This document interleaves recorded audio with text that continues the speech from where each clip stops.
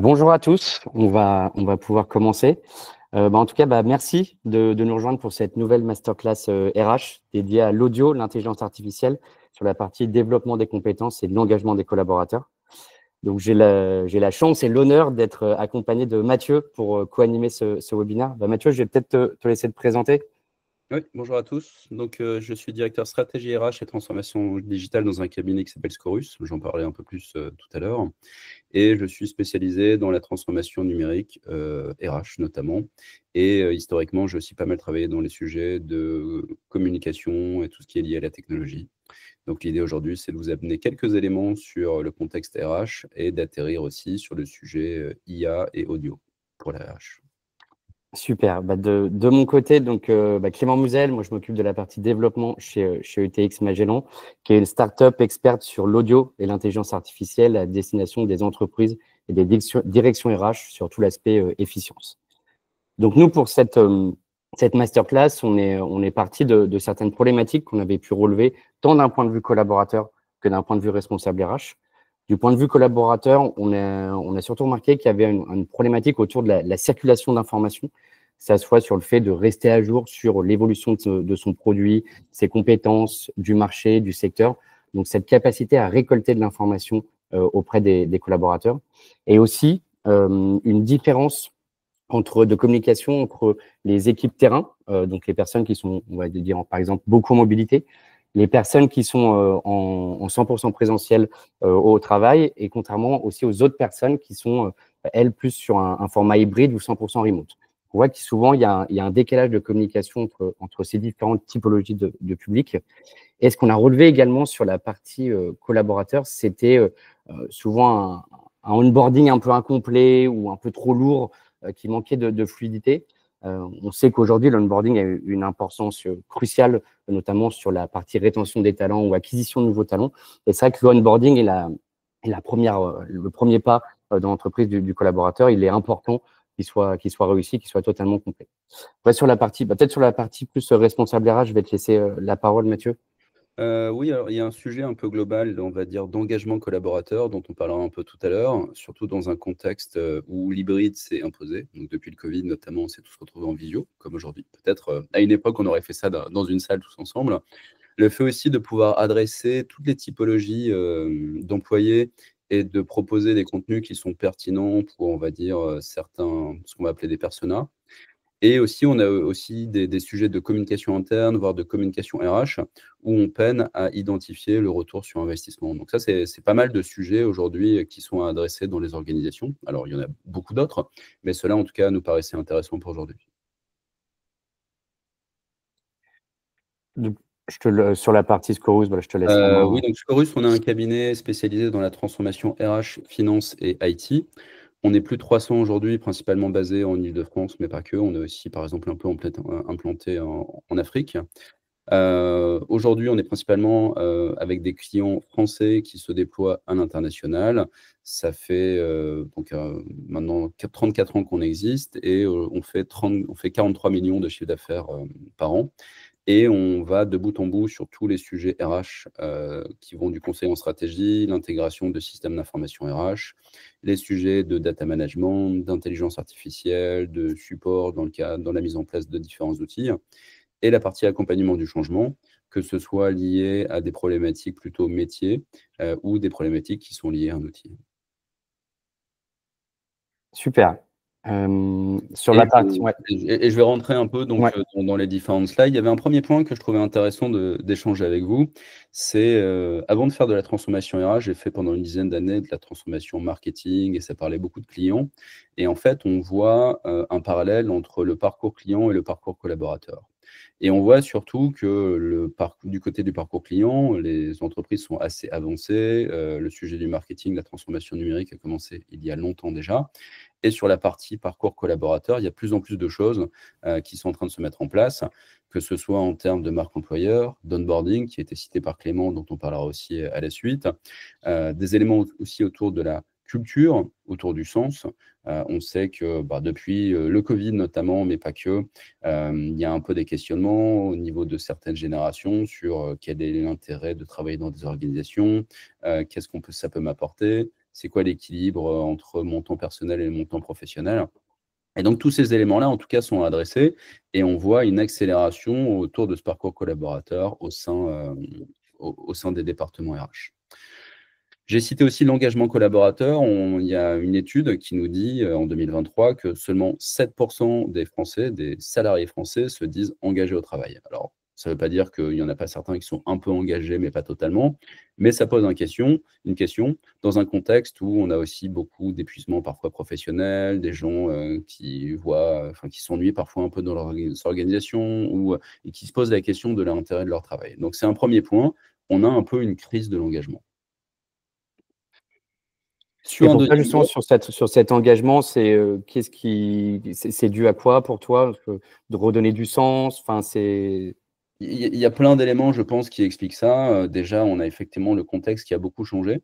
Depuis 4 ans et bientôt 5 ans, on se retrouve à avoir repensé l'organisation avec le travail à distance, avec aussi une accélération des nouveaux contenus numériques, de la façon de consommer le contenu. Et donc, en parallèle, on n'a pas vraiment totalement réorganisé l'entreprise en fonction. C'est-à-dire OK. que le contexte a changé, la façon dont on travaille a changé, mais en parallèle, on n'a pas repensé ce qu'était vraiment de façon, profonde l'organisation. Et donc ça crée un écart entre la façon dont les gens travaillent, la façon dont ils consomment peut-être aussi du contenu au quotidien dans leur vie personnelle et ce que sont les organisations qui n'ont pas vraiment changé profondément, même si beaucoup de choses ont changé autour d'elles. Dans ces changements aussi, on voit l'organisation apprenante. Donc là, on a une étude du BCG qui nous dit que les entreprises vont devoir, dans les 2 à 5 prochaines années, reformer ou requalifier 60 de leur personnel. Et ça veut dire aussi qu'on doit adresser l'accompagnement de la formation d'une façon différente. C'est-à-dire pas seulement se dire: «OK, on fait une formation tous les 6 ou 12 mois», mais comment est-ce qu'on amène les gens à se former au quotidien, à avoir des micro-contenus, par exemple, qui vont leur donner des informations. Et ça, c'est une demande de plus en plus forte des collaborateurs et que les départements RH ont du mal à adresser, aujourd'hui. Parce qu'en plus, l'intérêt est double, c'est qu'il y a un côté, justement, ça fait monter en compétence les collaborateurs pour justement optimiser, on va dire, la productivité dans l'entreprise et aussi pour le collaborateur lui-même pour optimiser son employabilité tout au long de sa vie. En fait, il y a tant une partie pour le collab qui, lui, justement, va monter en expérience et aussi pour l'entreprise en tant que telle pour répondre aux nouveaux besoins et à l'évolution de l'entreprise et du marché. Et c'est tout à fait juste et aussi dans un contexte où on voit arriver l'intelligence artificielle, où, les compétences un peu techniques, sont de plus en plus challengées par ces méga bases de données auxquelles on peut accéder facilement et qui sont connectées à des outils. Et en parallèle, comment est-ce qu'on arrive un peu à travailler en collaboration avec ces intelligences artificielles et donc, tout ce que tu viens de citer va aussi dans ce sens. En parallèle de tout ça, il y a aussi un travail qui est fait donc sur l'expérience employée, notamment ce qu'on appelle l'expérience employée d'excellence, où on a besoin en tant que collaborateur d'une expérience qui est plus digitalisée, ou numérisée si vous n'aimez pas le mot digital, d'avoir une culture qui est forte et d'avoir aussi une expérience physique. Parce qu'aujourd'hui, le 100 remote, beaucoup d'entreprises sont un peu en train d'en sortir et en se disant aussi comment est-ce qu'on s'assure qu'on va faire revenir les gens sur site et comment est-ce qu'on s'assure aussi qu'ils ont une expérience mémorable pour qu'ils aient envie de revenir travailler dans les différents bureaux à des moments clés. Et dans cette expérience employée, on a différents moments. Donc, à un moment donné, on va se faire embaucher, on va aussi se faire onboarder, on va monter en compétences jusqu'au moment où on va sortir de l'organisation. Et aujourd'hui, on voulait faire des focus sur 3 sujets. Sur la partie onboarding, donc l'arrivée du collaborateur et comment est-ce qu'on peut le gérer. Sur la partie communication RH, sur comment est-ce qu'on peut l'optimiser. Et sur la partie formation qui est le vrai nerf de la guerre aussi, et pour s'assurer que les entreprises auront des compétences à jour et surtout des compétences qui suivent le marché parce que le marché va de plus en plus vite aujourd'hui. Une première partie sur l'onboarding, une étude qui nous vient de Gallup et qui nous dit que seulement 12 des salariés sont satisfaits de l'onboarding prévu par leur nouvel employeur. Donc on pourrait dire: «OK, on a fait le job», mais en fait, on s'aperçoit qu'entre les attentes et le job qui est fait, on est un peu en décalage. En parallèle, on voit qu'un processus d'intégration qui améliore peut-être, enfin en tout cas qui a un meilleur impact, va augmenter la rétention des employés, c'est-à-dire moins de turnover. Comment est-ce qu'on améliore cet onboarding? Bah, ça peut être par exemple du podcast, on en parlera parce qu'avec ETX Magellan, on est parfaitement dans le sujet. Ça peut être de la vidéo, ça peut être du digital learning, ça peut être peut-être utiliser des technologies immersives comme la réalité virtuelle, la réalité augmentée. Donc tous ces sujets-là, en fait, ne viennent pas se remplacer, mais viennent plutôt s'augmenter mutuellement. Et on a une sorte d'impact incrémental de l'onboarding aujourd'hui. Si on prend aussi, les différents formats qui existent et sur la formation, aujourd'hui, dans ce qui est le plus demandé par les collaborateurs, c'est pas forcément des e-learning traditionnels, achetés sur l'étagère par des populations RH. Ça va être aussi, des choses qui permettent de faire, donc apprendre en faisant. Ça va être de la vidéo, ça va être des webinars, ça va être aussi des livres et on voit aussi à 19 les collaborateurs qui demandent des podcasts parce qu'aujourd'hui, à titre personnel, ils consomment du podcast, ils consomment de l'audio. Donc, il y a beaucoup de choses sur ça. Et puis, de la veille personnelle, la partie qu'on a en bas, aller chercher sur des blogs, aller chercher sur Internet aussi des informations ou peut-être poser la question à une intelligence artificielle. Ça, c'est de diversifier un peu le parcours de la personne sur le pas de rester justement que sur un élément ou une façon de consommer, enfin d'apprendre. C'est de diversifier un petit peu toutes les sources pour comprendre et évoluer en termes de connaissances et de compétences. Ouais, parce qu'il y a des attentes et il y a des besoins différents au sein de l'organisation. Tout le monde ne peut pas être adressé de la même façon. Par exemple, il y a des gens qui sont à l'aise avec la lecture, il y a des gens qui sont à l'aise avec l'audio, il y a des gens qui sont à l'aise avec les formats courts, qui sont à l'aise avec les formats longs. Donc, tout ça doit exister aussi dans l'accompagnement en termes de formation. Si on parle de l'intelligence artificielle aussi dans la formation, on peut voir qu'aujourd'hui, on a des outils qui vont faire une recommandation contextuelle de formation. Par exemple, je suis commercial. Dans mon Salesforce, au moment où je vais parler à un client d'un sujet en particulier, j'ai un micro-learning qui m'est envoyé. Aider aussi à créer des nouveaux parcours de formation avec du multiformat ou générer, par exemple, des formations en format audio grâce à l'intelligence artificielle. Et Clément en parlera beaucoup mieux que moi à la suite de cette présentation. Et ce qu'on peut voir aussi, c'est que à différents formats, on a aussi différents niveaux de rétention. C'est-à-dire, par exemple, quand je vous lis un cours, peut-être vous allez garder une toute petite partie, vous n'allez pas vous souvenir de tout. Quand vous allez avoir une partie audiovisuelle, l'audio, la partie vidéo va avoir un impact plus fort sur votre mémorisation. Et ce qu'on appelle le peer learning, c'est-à-dire d'enseigner de personne à personne, va aussi avoir un impact très fort parce qu'on valorise peut-être la personne, parce que ça a un impact, parce que ça vient de l'expérience. Donc, il y a plein de choses qui se passent aujourd'hui. Et si on parle seulement de la partie audio, on a 37% des Français qui écoutent aujourd'hui les podcasts natifs. Et pour 81% de ces auditeurs, c'est une habitude qui est ancrée. Et cette habitude qu'ils ont dans leur vie personnelle, ils ont envie de la retrouver aussi dans leur vie professionnelle et donc qu'on leur propose ce type de format.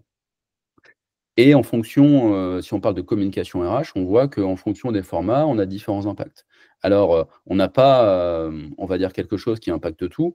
Même l'intranet qui est assez haut placé, n'est pas bon sur tout et notamment parce que ça coûte cher. Mais on voit que, par exemple, quand on veut raconter une histoire, le podcast est quelque chose d'intéressant. Que c'est pas quelque chose qui coûte très cher et en tout cas par rapport à d'autres contenus. Donc il faut aussi se dire, en fonction de mes objectifs, qu'est-ce que je veux atteindre et en fonction des populations à qui je veux parler, qu'est-ce que je veux mettre en place pour la suite. Et la conclusion un peu de cette présentation, c'est de se dire, on n'est plus dans un seul format et une seule approche qui va correspondre à tout le monde. En réalité, on recherche ici de la diversité dans les interactions et de la diversité dans les formats pour répondre aussi à des habitudes de collaborateurs qui, à titre personnel, ont des téléphones très avancés, utilisent des applications qui sont très modernes. Et c'est ce qui est attendu aujourd'hui par les collaborateurs vis-à-vis de leur expérience RH dans les organisations. C'est ça, c'est comme le soulignait Mathieu, justement, l'évolution de la demande justement sur les collaborateurs. Et l'audio et l'intelligence artificielle peut être justement l'une de ces briques supplémentaires pour accompagner les collaborateurs, les directions RH. Avant de continuer, est-ce que vous avez déjà des questions peut-être sur ce que Mathieu vient un petit peu d'exposer? Pas pour le moment? Ok. J'enchaîne alors. Donc justement, les avantages de l'intelligence artificielle et de l'audio pour les salariés et les directions RH, pour en fait bien exposer ces avantages qui sont, le but c'est de permettre de gagner du temps, de faire gagner du temps aux collaborateurs, aux directions RH et de faire monter en compétence les collaborateurs. On est parti sur 3 use cases qui sont des use cases clients de chez ETX Magellan. On a retiré expressément le nom des entreprises pour des soucis de confidentialité, mais voilà, on va contextualiser un petit peu tout ça. Donc, sur la partie onboarding, par exemple, avec une entreprise en forte croissance qui a des gros besoins de recrutement, on sait que l'importance pour l'entreprise déjà d'une de bien recruter, OK, mais une fois qu'elle a fait tout ce process de recrutement, c'est aussi de bien intégrer. On sait que le onboarding, comme le disait Mathieu, c'est quelque chose de très important et qui peut être aussi très lourd pour l'entreprise. On sait que si c'est mal fait, on a pratiquement une chance sur deux que la personne finalement quitte l'entreprise et aille dans une autre. Donc, le but, c'est de faire gagner du temps sur toute cette partie onboarding et sur cette partie onboarding, pardon, je me perds dans ce que je voulais dire. Donc, l'idée, c'était de permettre à l'entreprise de créer des modules audio à destination des nouveaux arrivants sur toute l'approche culture d'entreprise, valeurs, infos pratiques, etc. On sait que finalement, le collaborateur va passer beaucoup plus de temps à lire un PDF de 40 pages sur qu'est-ce que l'entreprise, etc., versus écouter un audio. Donc là, le but est de faire gagner du temps aux collaborateurs en consommant de l'audio plutôt que de faire simplement de la lecture. Donc l'idée, c'est d'avoir un parcours qui soit un petit peu saccadé d'échanges avec les collaborateurs, lecture et aussi d'audio. Donc là, on va permettre aux collaborateurs de gagner du temps pour être beaucoup plus efficace dans son intégration dans l'entreprise.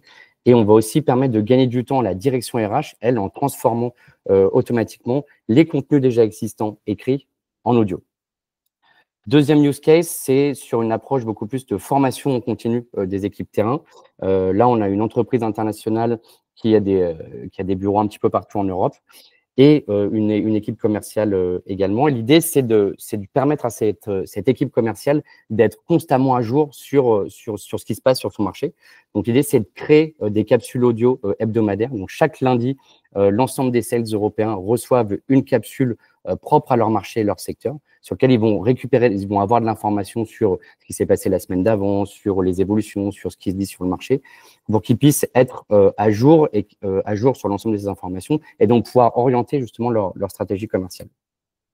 Sur la population sales qui est souvent en mobilité, on a ce qu'on appelle du temps de perdu. Quand j'appelle du temps de perdu, c'est quand je suis dans ma voiture pour faire 1 heure de trajet, pour aller entre 2 rendez-vous, je vais perdre un petit peu de temps. Donc, on va mettre ce temps à profit justement sur une partie learning et d'utiliser justement l'audio sur ce levier-là, où je vais pouvoir écouter dans ma voiture des micro-learning que l'entreprise aura pu me créer, justement pour optimiser ma connaissance sur l'évolution du produit ou sur la connaissance ou sur mon secteur. L'idée aussi avec l'intelligence artificielle et l'audio, c'est que je vais pouvoir, en fait, la direction RH, je vais pouvoir automatiquement traduire l'ensemble de ces contenus en différentes langues en fonction de la géolocalisation des collaborateurs. Donc là, l'idée, c'est vraiment de permettre d'optimiser la connaissance du collaborateur en continu chaque semaine sur son environnement, mais aussi sur des compétences qui sont plus techniques et spécifiques par rapport à ces produits. Autre cas, plus axé sur la communication RH, les entreprises qui sont multi-sites, on sait que parfois, il y a un manque de communication sur l'avancement des projets et les managers ont parfois du mal à faire circuler cette information. Donc, pareil, là, l'idée, c'est d'utiliser l'audio pour faire gagner du temps aux managers et optimiser la circulation de l'information entre chaque. Donc, ce qui va se passer, c'est qu'on va orchestrer du contenu généré par intelligence artificielle pour informer chacun des collaborateurs de l'avancée des projets qui se font en fonction des sites. Donc là, ça permet de faire gagner du temps aux collaborateurs, gagner du temps aux managers et aussi gagner en transparence sur l'ensemble de ces communications.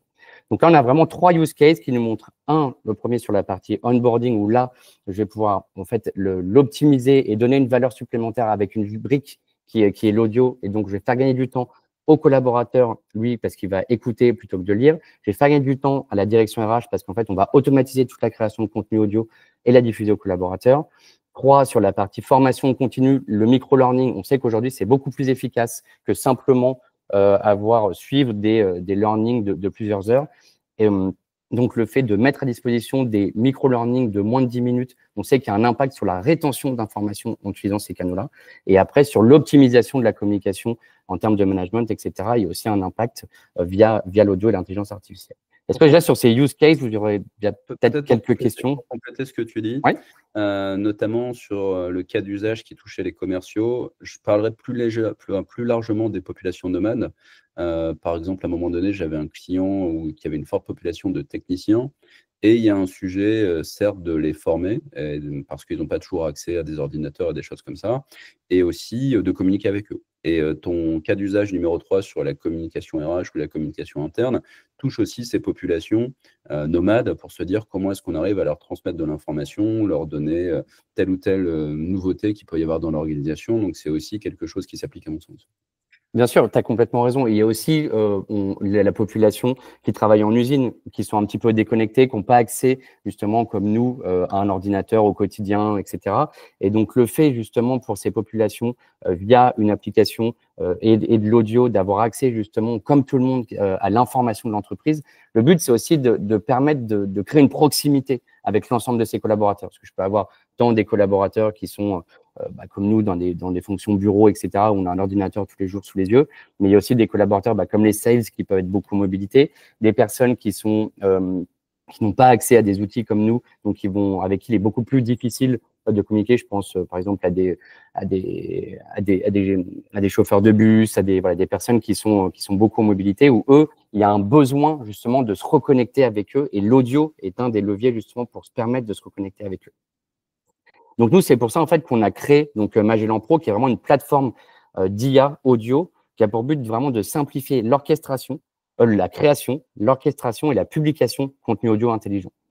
Donc, le but, c'est vraiment de permettre à l'entreprise de pouvoir générer de bout en bout la génération d'audio et la diffusion d'audio. Donc, pour ce faire, en fait, nous, on a deux parties chez nous. On a ce qu'on appelle Magellan Flow, donc qui est un petit peu, on va dire, pour schématiser notre back-office. On a la partie Magellan App qui sont entièrement complémentaires. Donc, la partie Magellan Flow, en fait, vous allez pouvoir générer du contenu audio. Vous allez pouvoir déposer, en fait, des documents type PDF, contenu, etc. Vous allez le déposer directement sur le back-office et vous allez pouvoir, via l'IA, le transformer automatiquement en audio. Vous allez pouvoir donc également le traduire, parce que comme je vous le disais, par exemple, quand vous êtes sur différents pays, automatiquement, votre contenu va être généré en audio. Vous souhaitez le faire ensuite en français, en espagnol, en allemand, etc. Vous pouvez automatiquement le générer dans une langue différente. Et vous pouvez également en faire un résumé. Aujourd'hui, l'audio, comme on dit, c'est une brique qui va venir accompagner une révolution. Donc, le but, c'est d'utiliser les contenus déjà existants et de leur donner une seconde valeur ou d'apporter de l'information supplémentaire. Aujourd'hui, sur des éléments, par exemple, on peut prendre une formation qui est une journée de formation. À la fin de la journée de votre formation, le but, vous allez souvent partir avec des documents, ok, très bien, mais ce qui est aussi intéressant, c'est de pouvoir aussi avoir un résumé audio de cette formation. Donc demain, parce que je fais ma formation, à la fin de la journée, j'ai finalement un résumé audio de ma formation que je peux réécouter le lendemain, une semaine après, un mois après. Et en fait, c'est en faisant des process comme ça qu'on va optimiser le taux de rétention d'informations. Comme l'expliquait un petit peu Mathieu tout à l'heure, entre la différence entre juste la personne qui lit un document plutôt que la personne qui va mettre en pratique, mais aussi qui va pouvoir réécouter ou repratiquer, vous avez un gap qui est assez énorme en termes de rétention de compétences et d'informations. Donc, c'est là où justement l'audio est vraiment un accompagnement, un accompagnateur, on voit les choses, mais justement sur ce levier-là. Donc, on a vraiment, nous, cette partie back-office, on va pouvoir créer du contenu audio, même automatiser évidemment la création d'audio et ensuite pouvoir la diffuser. Le but, c'est de la diffuser soit potentiellement sur les plateformes que vous avez déjà en interne ou aussi sur l'application Magellan. Donc, nous, en fait, on a une application qu'on met à disposition des collaborateurs qui est surtout souvent très utilisée pour les populations qui sont pas forcément connectées, comme je vous disais, donc qui n'ont pas un ordinateur tous les jours sous les yeux, et aussi qui peut être beaucoup en mobilité. Donc, on a justement cette application qu'on met à disposition des collaborateurs sur laquelle ils vont retrouver le contenu corporate de l'entreprise, donc qui aura été généré par l'entreprise elle-même et ou automatiquement. Le but, c'est pas que chaque collaborateur ait environ la même application et les mêmes contenus. Le but, c'est que le contenu il soit personnalisé en fonction de qui je suis comme collaborateur. En fait, ça sert à rien que j'ai le même contenu si je suis comptable à Paris versus si je travaille dans une usine à Berlin. Donc, on n'est pas sur les mêmes pays, on n'a pas les mêmes attentes métiers, etc. Donc, le but, c'est que l'entreprise puisse justement diffuser du contenu. Certains contenus sont bien sûr à une portée générale, mais d'autres contenus ont des besoins plus spécifiques, métiers ou autres. Donc, là, vous trouvez sur l'application donc le contenu corporate que l'entreprise aura généré pour vous, et aussi du contenu qui est créé dans nos studios à nous, sur un axe de développement pro et perso. L'idée, c'était vraiment de pouvoir en fait optimiser l'utilisation de l'application, pas qu'il y ait que du contenu corpo.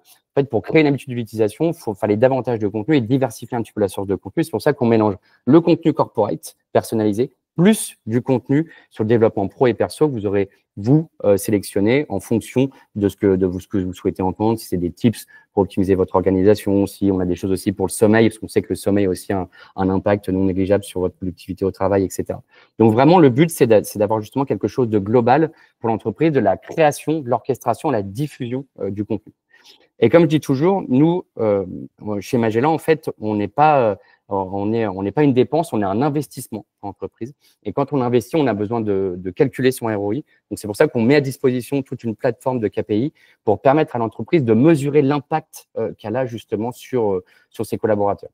Donc, on va pouvoir mesurer justement quel est le contenu, quelles sont les typologies de contenu qui sont plus écoutés, ceux qui le sont moins. Ensuite, de comprendre pourquoi ceux-ci sont moins utilisés. Après, c'est peut-être se concentrer sur ceux qui fonctionnent davantage pour justement créer plus de rétention au niveau de l'apprentissage des collaborateurs, etc. Et aussi de pouvoir mesurer l'impact que ce puisse avoir en interne. Donc voilà, donc l'idée, c'est d'avoir vraiment une chaîne globale sur le fonctionnement.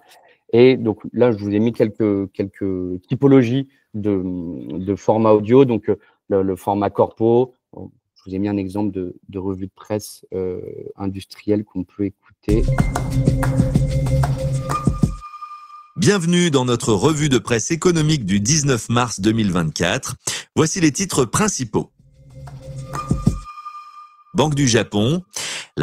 Donc là, c'est une revue de presse qu'on a créée, qu'on a automatisée pour une entreprise. Donc là, c'est une voix d'IA. Donc là, c'est une voix d'IA, mais personnellement, je vois pas la différence. J'ai l'impression que c'est un présentateur de radio qui vous parle. Donc l'idée, c'est aussi dans ce côté audio, c'est d'avoir du contenu qui soit intelligent, qui soit audible et qui est vraiment une facilité d'interprétation de la part des personnes qui vous écoutent.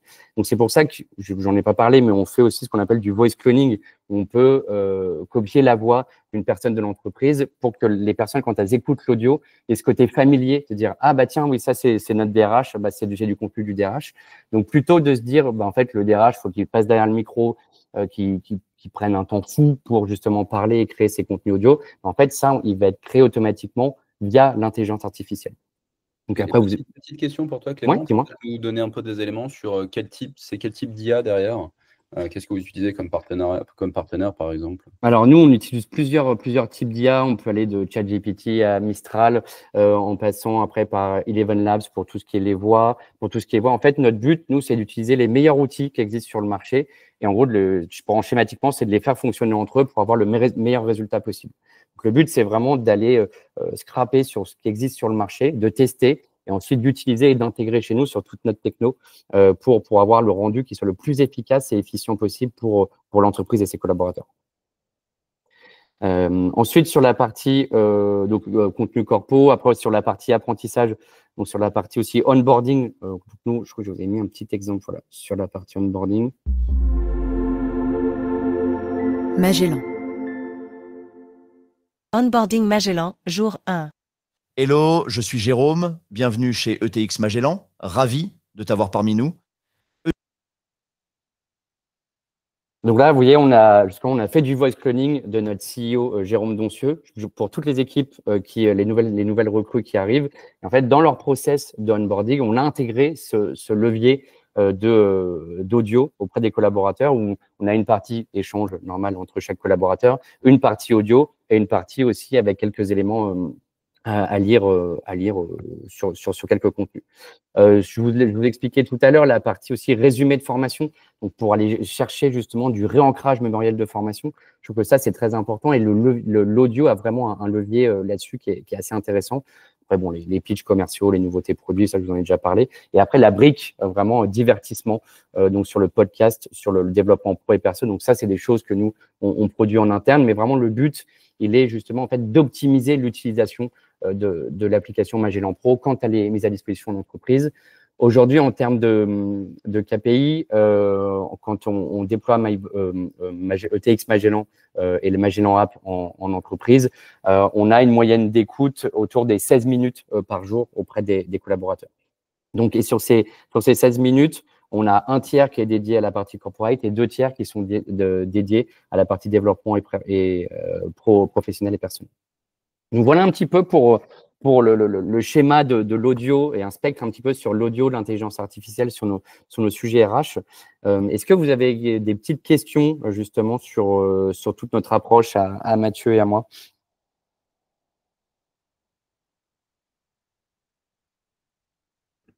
N'hésitez pas à activer vos micros si vous voulez, si jamais l'écrit ne vous motive pas.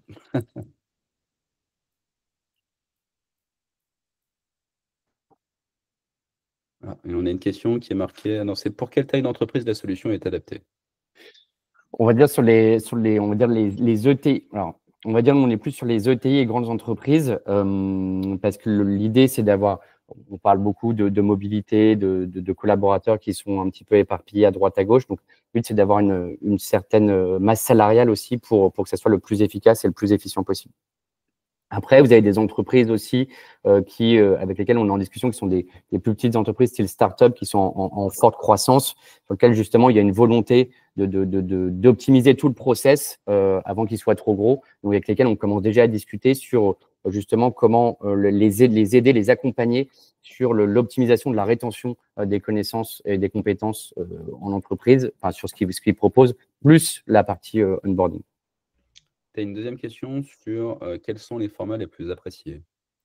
Les formats les plus appréciés, on sait que ce qui plaît beaucoup, c'est le côté portrait collaborateur. Quand vous avez des nouveaux arrivants, d'avoir une petite présentation, parce qu'en fait, quand vous êtes nombreux sur certaines entreprises et certains secteurs, vous n'avez pas le temps de rencontrer tout le monde. Et le côté portrait collaborateur est assez intéressant.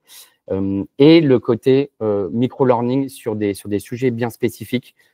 On sait qu'aujourd'hui, c'est une tendance qui n'arrête pas d'exploser en ce moment. Mais le micro-learning audio, aujourd'hui, avec les soucis qu'on a, enfin pas les soucis, mais les réseaux sociaux qui viennent un petit peu entamer notre concentration, c'est qu'aujourd'hui, on a une concentration qui est beaucoup plus limitée. Donc, le fait d'avoir des petites capsules sur certains sujets bien précis qui ne dépassent pas 10 minutes, ça a un certain succès auprès des collaborateurs en entreprise. Alors, une question qui est, est-ce que c'est vraiment agréable d'écouter une voix IA? Voilà, c'est ce que je disais un petit peu tout à l'heure sur la partie revue de presse industrielle que j'avais pu vous mettre. Aujourd'hui, en fait, les technos ont tellement avancé rapidement sur ces dernières années, enfin, surtout sur ces derniers mois, qu'on est très loin de l'audio à l'époque avec la voix un petit peu robotique. Aujourd'hui, on a vraiment faire la différence. J'ai plus les stats, mais que les personnes arrivent à entendre que c'est une voix d'IA maintenant, enfin, c'est presque plus perceptible. On est vraiment sur on a atteint un niveau de technologie aujourd'hui qui permet qui vous permet pas ou peu de faire la différence entre une voix humaine ou une voix d'IA. Et donc, ce qui fait que c'est beaucoup plus impactant aujourd'hui quand on veut faire passer des messages. Parce qu'on sait que si finalement vous n'êtes pas à l'aise sur ce que vous entendez, vous n'allez rien retenir et pas écouter. Et aujourd'hui, on est arrivé avec une finesse de grammage en termes audio qui est assez intéressante et assez pertinente. Donc, le côté voix IA, en fait, aujourd'hui, on parle de voix IA, mais on devrait juste parler de voix en tant que telle. Ouais. Bah, j'ajouterais à ça aussi que tout à l'heure, tu parlais du clonage de voix, Ouais. notamment de votre DG. Déjà, on part d'une voix réelle. On ne parle pas d'une voix générée de base par ordinateur ou un mix de 50 voix. Donc, on a aussi des intonations, une façon de parler. La plupart du temps, ce qu'on fait, c'est qu'il y a une sorte de premier extrait qui est fait. Et ensuite, l'IA va utiliser cet extrait pour prendre la vraie façon de parler des personnes. Et c'est vrai que sur pas mal d'outils, aujourd'hui, Voice, c'est vraiment très, très impressionnant. Presque inquiétant, mais très efficace en tout cas. C'est ça, après, c'est comment l'utiliser à bon escient comme d'habitude, mais la technologie évolue tellement vite et tellement bien pour le coup que il y a la frontière aujourd'hui entre la voix humaine et la voix d'IA est presque inexistante. Et surtout, le côté, quand vous pouvez générer de l'audio, par exemple, avec nous, Magellan Flow, vous pouvez aussi alterner les voix. C'est-à-dire sur un même document pour justement donner un petit peu le séquencer et de donner un petit peu de punch au document, vous pouvez alterner une voix féminine, par exemple, avec ensuite une voix masculine, etc., pour donner du rythme et pas sur quelque chose de lisse. Parce que c'est ça aussi l'intérêt. C'est OK d'avoir une belle voix, c'est cool. Mais aussi, c'est comment intéresser la personne. C'est comme quand vous échangez. Le but, si vous avez une voix assez monotone, etc., vous savez que vous allez avoir peu d'intérêt en retour. Enfin, la personne va moins vous écouter, sera moins captivée par ce que vous dites. Donc, le but, c'est vraiment d'arriver à quelque chose, va faire en sorte que qu'il y ait une alternance sur le discours, fait que vous allez plus écouter et donc vous allez mieux retenir ce que la personne vous dira. Et donc, là, dans le cas actuel, ça va être sur les audios qui ont été générés. Oui, sachant aussi que Magellan ETX au global est aussi historiquement de toute façon une entreprise basée sur la voix, productrice de podcasts aussi pour du grand public et tout ça. Donc, c'est le cœur de votre activité. Donc, je pense que vous avez un regard particulier, en tout cas, sur la qualité de l'expérience qui est proposée en termes audio. C'est ça, c'est un petit peu notre expertise, voilà, la voix, l'audio, par les podcasts qu'on a pu créer au début et après l'évolution technologique qu'on a fait, on est vraiment sur une expertise propre aujourd'hui sur l'audio et l'IA. Et une question de Clovis qui nous dit comment un collaborateur accède au contenu audio? Peut-on utiliser ses propres canaux? Donc, est-ce qu'on doit passer par l'app Magellan Pro, par exemple, ou est-ce qu'on peut l'intégrer aussi dans nos propres espaces? Alors, oui, très bonne question. Alors, les deux. Vous pouvez soit, nous, on peut s'intégrer aux outils que vous avez déjà en interne. Donc là, en fait, on va utiliser un système d'API, etc., pour justement automatiquement envoyer, entre guillemets, et déposer le contenu là où vous le souhaitez sur votre espace ou sur vos applications qui sont déjà peut-être développées en interne.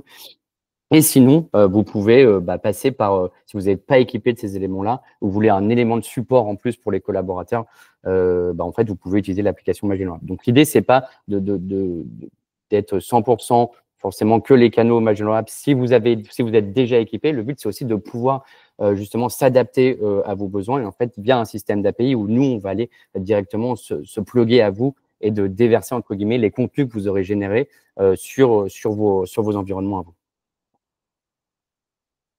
Tout à fait. Et je dirais aussi, il y a le sujet de réutilisation de toute façon des contenus. Par exemple, se dire, je ne sais pas, on a un intranet qui est rempli d'éléments de communication interne qui sont de l'écrit et comment est-ce qu'on fait aussi pour leur redonner une seconde vie?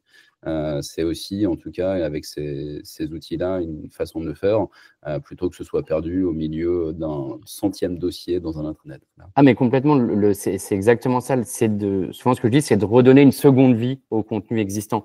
Parce que l'entreprise, parfois, dit, ah oui, mais ça me fait plein de choses à créer. Non, en fait, l'idée, c'est que vous avez presque déjà tout.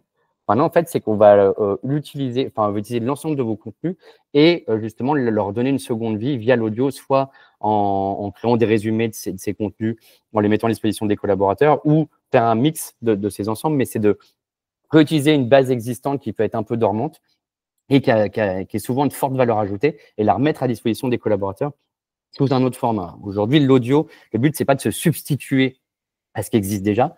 Aujourd'hui, c'est d'amener une brique supplémentaire pour faire en sorte d'évoluer et d'apporter plus de valeur ajoutée, encore plus de valeur ajoutée aux collaborateurs via un axe qui aujourd'hui est très apprécié. Voilà, tu avais sorti la statistique justement sur la consommation de podcasts maintenant de la part des Français. C'est assez dingue en quelques années comment l'audio a pris un virage assez intéressant.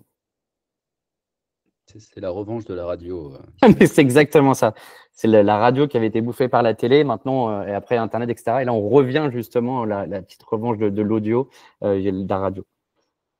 On nous pose une question en disant, peut-on enrichir l'univers sonore, sound effect musique? Par exemple, tout à l'heure, dans un des extraits que tu as donné, tu avais une sorte de petit jingle de début. Bien sûr.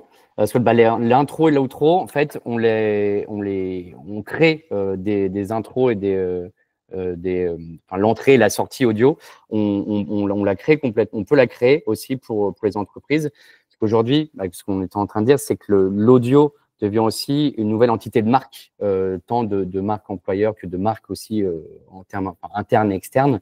Et justement, le fait d'avoir une identité sonore pour l'entreprise a une valeur. Donc, c'est pour ça que nous, on a créé nos propres jingles aussi sur Magellan, pour nos podcasts à nous, mais et en interne, mais aussi pour les entreprises, en fait, on les accompagne aussi sur la création d'une identité sonore pour justement pouvoir se démarquer et vraiment créer une marque autour de ça, tant pour ses collaborateurs que aussi pour l'externe. Et après aussi, en plus, on peut aussi faire de l'habillage sonore de fond. C'est-à-dire que quand vous générez un audio, et on a aussi des habillages sonores de fond sur lesquels vous pouvez avoir une musique qui peut être un peu plus… On a différents effets qui peut être un côté plus corporate, après un côté plus fun, etc. Donc, le but, c'est aussi d'animer certains contenus avec des effets sonores en fond.